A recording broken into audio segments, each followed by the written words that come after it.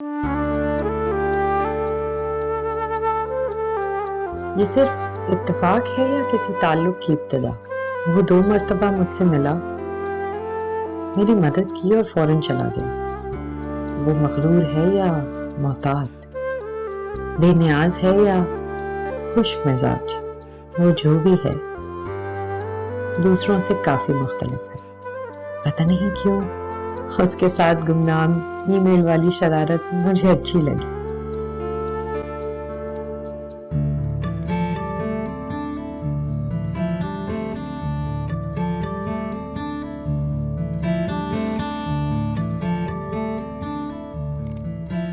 آپ کا یہ جملہ بہت اچھا لگا کہ گپ اندھیرے میں ایک جلتا دیا بھی روشنی کا پیغام بر ہو جاتا ہے، مگر سر پھری ہواؤں کے سامنے ایک دیا کب تک ٹھہر سکتا ہے؟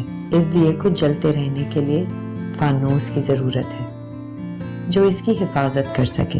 پہلے آپ عوام کے ذہن بیدار کر کے انہیں اپنی حفاظتیں دیوار بنا لیں، پھر اندھیرے سے لڑنا آسان ہو جائے گا۔ دیے اور فانوس کی مثال آپ کے بہت خوبصورت خیالات ہیں، مگر بکھری ہوئی کرچیوں کو چن کر اسے ایک فانوس بنانا، اس کے لیے بہت وقت درکار ہوتا ہے جو میرے پاس نہیں ہے، اور یہ فلسفے کا نہیں، عمل کا وقت ہے۔ تاریخ گواہ ہے، کبھی کبھی ایک دیے کے عزم کے سامنے سر پھری ہوائیں بھی سر پٹک پٹک کے ہار جاتی ہیں۔